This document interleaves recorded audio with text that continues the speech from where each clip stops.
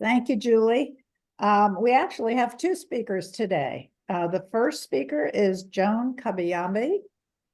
Joan is a member of the Zonta Club of Kampala in Uganda and a member of the Zonta International United Nations Committee, as well as being the Area 3 Director in District 18. When Zonta International was accredited with the United Nations Environment Program earlier this year, Joan became the Zonta International representative at the UNEP. The UNEP meets in Nairobi in Kenya, which is a country that borders on Uganda. Joan has now attended a couple of UNEP events and will share with us her experiences so far. Please put any questions in the chat line as you think of them, and we will get to them at the end. Over to you, Joan. Thank you very much for that kind introduction. I have been introduced, dear Sister Zontians. I know my governor is here, my chair, Pamela Morgan, you're here. I greet you all. Thank you. And my presentation next will be lined up in that way, the overview of UNEP, my personal account of my experience so far, the events that we have attended as Zonta and myself in particular, what we can learn from the meetings, how can we best work with UNEP to achieve our Zonta mission and our priorities. Next, United Nations Environment Program, which we abbreviate as UNEP, is housed in Nairobi. It's a UN Global Authority on Environment. UNEP works with governments, states, civil society, private sector, entities to address pressing environmental challenges. UNEP drives transformational change on the climate crisis in planetary crisis, like climate change, biodiversity loss, and pollution. UNEP provides evidence to inform policy decisions to governments, to states, and all those intergovernmental organizations. Next. UNEP has accredited Zonta. This process began in April. It was completed in June, and it is a process that takes a while. Zonta International met all the certain standards that UNEP accredits member states to. So when we met it, because of our cause on gender equal climate change action now, then it was very important for Zonta International to be accredited by the global organization or authority that deals with environment. So this accreditation takes in attendance of regional meetings, to contribute to civil society statements. Zonta receives UN working documents. You know, Zonta has always worked with the United Nations, makes written statements and contribution to these UN documents, makes oral statements at these very forums and meetings, and attends public meetings and committees, assemblies, and global group meetings. That's the accreditation Zonta has with UNEP. And this was a great opportunity where I am centered and I belong in Nairobi. Next. Now, this process, next slide, there are different observer status that is given this accreditation. And for us as Zonta International, we are observers from non-governmental organizations. There are several others. Next. So these member states, all of them, like you see them. So our accreditation came in actually on the 9th, 8th of June, 2023. And then also Zonta International gave me a letter to introduce me to UNEP. That is the second slide letter from Zonta. Next. And there have been several events. So I have already informed you that we got accreditation in June, but there was a first meeting that I should have attended, which was in May, because we had not attained that accreditation, though we had been invited. I was not able to attend, but was the first intergovernmental consultation meeting on nature-based solutions to global consultations. But nevertheless, when we got accreditation, there were other pre-intergovernmental negotiation committee session 3 webinars that I attended. I will allude to that later on. These meetings were running from August 22nd to October 17th, which were preparing new member states to the very big meeting that was attended in November, which I will talk about later on. So these pre-INCA 3 meetings, webinars, were about 10, and they had different topics on governance and structure of multilateral environmental agreements, identifying chemicals and polymers. All those issues were discussed in these webinars. And I had to attend because it was preparing me for the work that I would do and I am doing at the moment. They were talking about how to align national plans with a global treaty on pollution and on plastic pollution and marine environment, which was a big meeting that I'm talking about shortly. They were sharing information.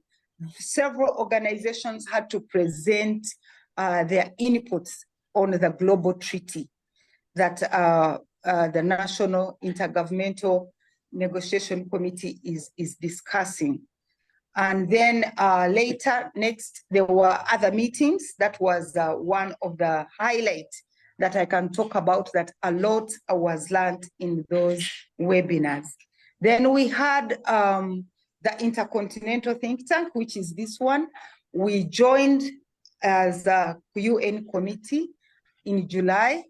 Many of you remember when I was introduced to this meeting with Pamela, and we have continued to benefit to work with this think tank that is hosting this meeting today.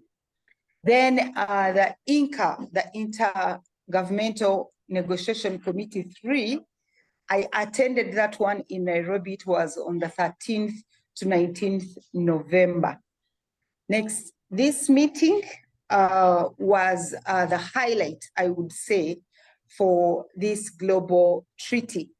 The first INCA meeting, like I mentioned in the webinars, was held in Uruguay, November 22nd, 2022.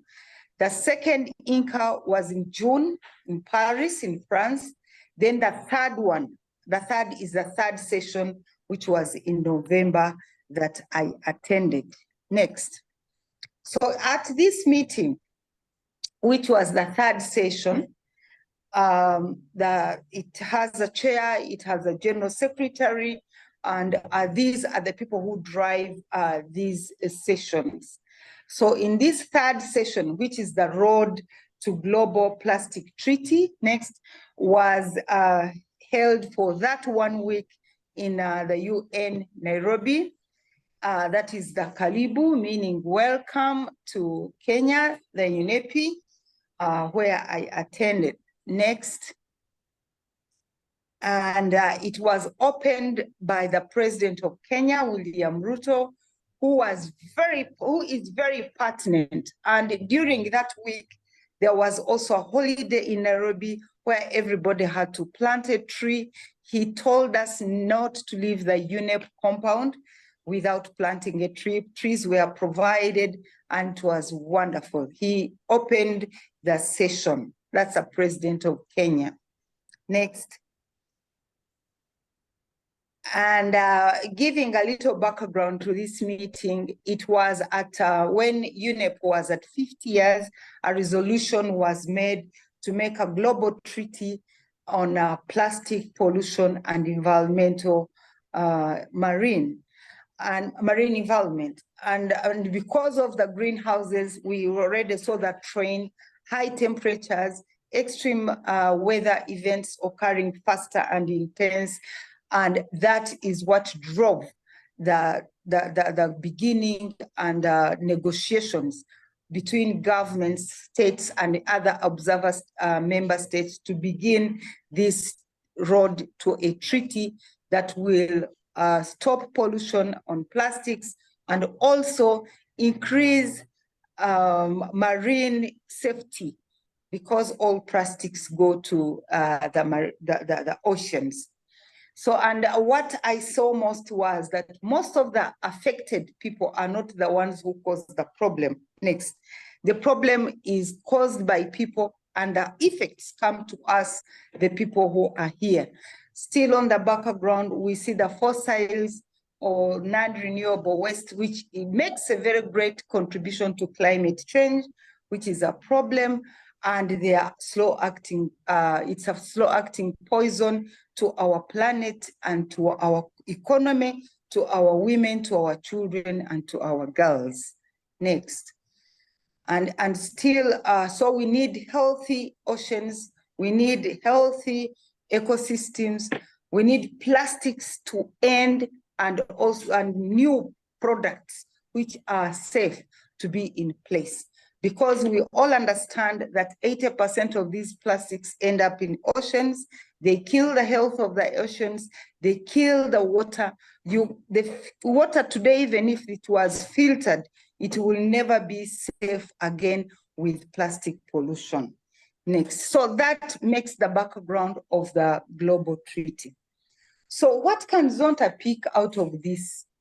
So as the meeting were going on, many things were negotiated, discussed. There were so many lobbyists in the meeting who had their own ideas. But what I jointly saw was, if we had a joint voice with other people to support this treaty, it would take on and it will be able, we'll be able to have it in place for the globe. And definitely, if we don't, no matter how much we filter our water, we'll continue to have impure water in all its form. And this has a negative effect on our health. So Zonta can pick such things and we do advocacy on them. Next. Then we can also start working on waste management, sorting and separating plastics from waste products. Plastic destroys nature due to its harmful effect. It's all round, health-wise, emotionally, economically. It destroys the environment and also the health of human beings, and particularly women and girls who are affected. Plastic bags are the main cause of pollution. They enter water bodies, they enter the soil, and soil will never get its sensitivity, not even its fertility. So this is something that we can pick, make noise about it under our gender, climate justice. Next. Women and girls have, what can UNEP pick from us? Because as much as we pick ideas, issues, causes from the meetings, they also have something they can pick from us. They need to know that women and girls have unique needs regarding the environment. We cannot be treated at the same level with the men or other counterparts. Women are unique, their vulnerabilities are unique, so they can pick that from us.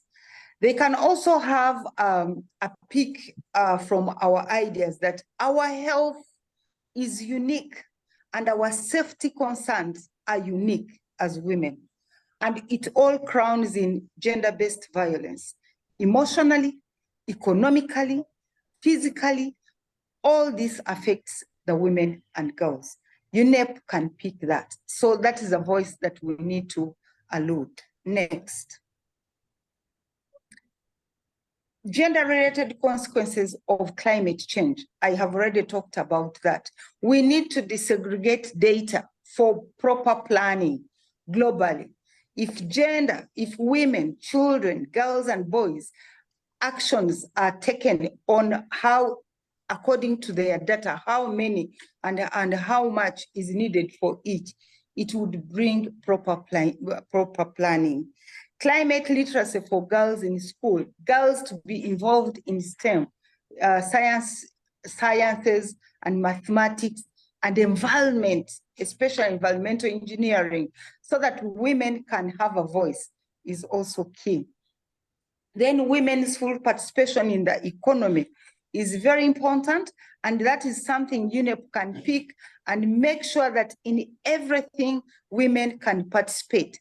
Women can be fully, potentially used in the economy, in the society to make them live to their full potential.